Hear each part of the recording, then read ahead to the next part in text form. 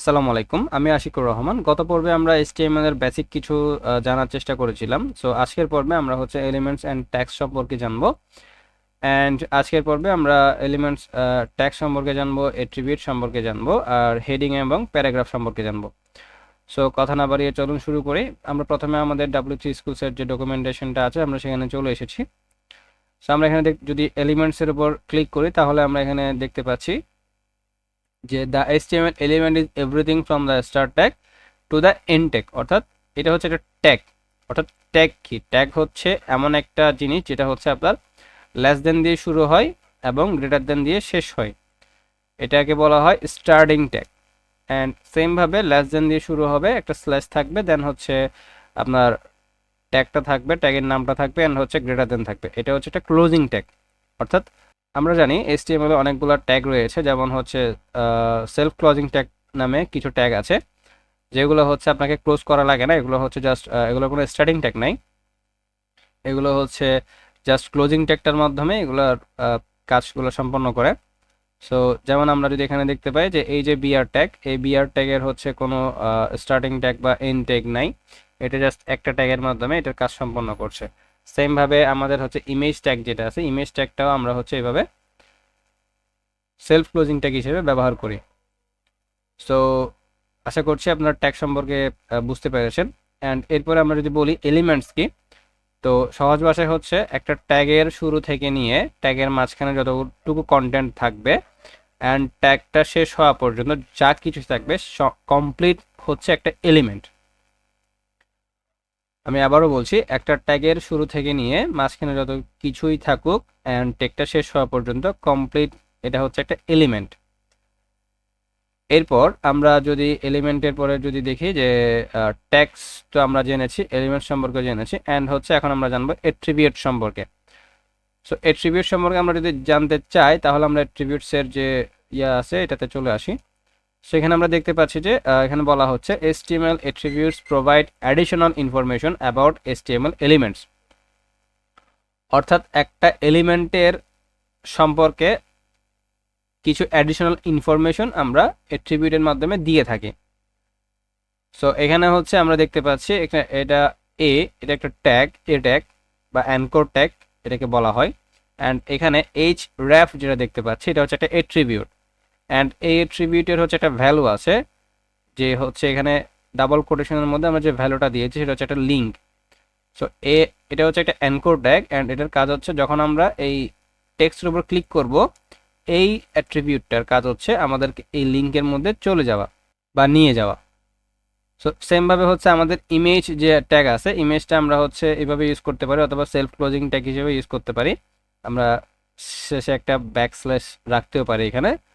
So এখানে যে আমরা একটা অ্যাট্রিবিউট দেখতে পাচ্ছি সোর্স ইকুয়াল টু ডাবল কোটেশনের মধ্যে আমরা একটা টেক্সট দেখতে পাচ্ছি। তার মানে সোর্সের মাধ্যমে আমরা বলে দিচ্ছি যে এই ইমেজ ট্যাগের অ্যাডিশনাল ইনফরমেশন, যাতে ইমেজটা কোন জায়গা থেকে লোড হবে। সেমভাবে আমাদের আরও অনেক অ্যাট্রিবিউট রয়েছে এখানে, যে হচ্ছে উইথ আছে, হাইট আছে, সো এরপর এখানে অল্টার আছে, সো ইত্যাদি অ্যাট্রিবিউটের মাধ্যমে। অ্যান্ড এখানে আবার স্টাইল একটা অ্যাট্রিবিউট রয়েছে। সো আবার এখানে হচ্ছে ল্যাংথ ইকুয়াল টু ইএন নামে একটা অ্যাট্রিবিউট আছে। এরপর আমরা টাইটেল নামে একটা অ্যাট্রিবিউট দেখতে পাচ্ছি। এরপর হচ্ছে আমরা href তো দেখেছিলাম, টাইটেলটা আবার এখানে দিয়েছে। তো এখানে একটা সামারি দেওয়া আছে যে অ্যাট্রিবিউট সম্পর্কে, এখানে কিছু ধারণা উল্লেখ করা আছে। যেমন হচ্ছে আমরা যদি দেখি href হচ্ছে একটা অ্যানকর ট্যাগের অ্যাট্রিবিউট, src হচ্ছে একটা ইমেজ ট্যাগের অ্যাট্রিবিউট, সেম উইথ আর হাইট হচ্ছে একটা ইমেজ ট্যাগের অ্যাট্রিবিউট, অল্টার হচ্ছে একটা ইমেজ ট্যাগের অ্যাট্রিবিউট, স্টাইল হচ্ছে একটা হচ্ছে স্টাইল দেওয়ার একটা অ্যাট্রিবিউট। স্টাইলের মাধ্যমে হচ্ছে আমরা ওই ট্যাগের বিভিন্ন রকম স্টাইল অ্যাপ্লাই করতে পারি। ল্যাং হচ্ছে আপনার একটা HTML এর অ্যাট্রিবিউট। অ্যান্ড টাইটেল হচ্ছে টাইটেলের মাধ্যমে আমরা ওই টেক্সট সম্পর্কে হচ্ছে কিছু এক্সট্রা ইনফরমেশন দিতে পারি। সো এই হচ্ছে অ্যাট্রিবিউট। অ্যান্ড এই অ্যাট্রিবিউটগুলোর মাধ্যমে হচ্ছে আমরা একটা ট্যাগের অ্যাডিশনাল যে তথ্যগুলো আমরা সেগুলো অ্যাড করতে পারি। আশা করছি আপনারা অ্যাট্রিবিউট সম্পর্কে বুঝতে পেরেছেন। যদি কোনো টপিক বুঝতে সমস্যা হয় তাহলে আমাকে অবশ্যই কমেন্টে জানাবেন, আমি চেষ্টা করবো আরও সহজে জিনিসগুলো বুঝিয়ে দেওয়ার। তো এরপরে আমরা যদি হেডিং ট্যাগে চলে আসি, এর মধ্যে আমি বলে রাখি যে এখানে আমরা যে ট্যাগগুলো এখানে দেখতে পাচ্ছি, যে ইমেজ, এরপর হচ্ছে অ্যানকর ট্যাগ, এই ট্যাগগুলো নিয়ে আমরা পরবর্তীতে আবার ব্রিফলি আলোচনা করব। যখন হচ্ছে আমরা এগুলো ব্যবহার করব তখন আমরা এ সম্পর্কে আরও বিস্তারিত জানতে পারবো। সো এখন আমরা হচ্ছে হেডিং সম্পর্কে জানি। সো এখানে যদি আমরা এখানে হেডিংয়ের মধ্যে চলে আসি তাহলে আমরা দেখতে পাচ্ছি যে HTML heading আর titles or subtitles that you want to display on a web page. অর্থাৎ আমরা আমাদের যে একটা ওয়েব পেজ আছে, এই যে একটা ওয়েব পেজ, এখানের মধ্যে আমরা হচ্ছে টেক্সটকে বিভিন্ন ফরম্যাটে ফরম্যাট করতে পারি, বিভিন্ন সাইজে। যেমন এখানের এই টেক্সটের সাইজ হচ্ছে এক সাইজ, অ্যান্ড এটার সাইজ হচ্ছে আলাদা একটা সাইজ, অ্যান্ড সেমভাবে হচ্ছে এটা একটা ছোট সাইজ আছে। আবার দেখতে পাচ্ছি যে এখানে বিভিন্ন টেক্সটের আমরা ফরম্যাট দেখতে পাচ্ছি। সো এই সবগুলো ফরম্যাটই হচ্ছে আমরা হেডিংয়ের মাধ্যমে করে থাকি। সো হেডিংয়ের হচ্ছে ফরম্যাট করার জন্য নির্দিষ্ট 6টা ট্যাগ আছে।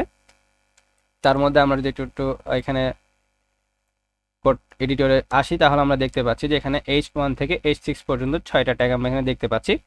সো প্রথমে আমরা যদি দেখি H1টা আমরা যদি একটু দেখতে চাই তাহলে আমরা দেখতে পাচ্ছি যে H1 এর টেক্সটের সাইজ একটু বড়। সেমভাবে আমরা যদি H2টা এখানে দেখতে চাই তাহলে দেখতে পাচ্ছি H1 থেকে H2টা হালকা একটু ছোট। সো সেমভাবে হচ্ছে এভাবেই হচ্ছে H6 পর্যন্ত আমাদের ট্যাগগুলো বিভিন্ন ফরম্যাটে ফরম্যাট করা রয়েছে। সো আমরা আমাদের প্রয়োজন অনুযায়ী আমরা এই ট্যাগগুলো ইউজ করতে পারি। তবে টাইটেল বোঝানোর জন্য, একটা ওয়েব পেজের টাইটেলকে বোঝানোর জন্য আমরা H2 অথবা হচ্ছে H1 ব্যবহার করে থাকি। অ্যান্ড এই H2 H1 এগুলো হচ্ছে SEOর জন্য প্রেফারেবল ট্যাগ।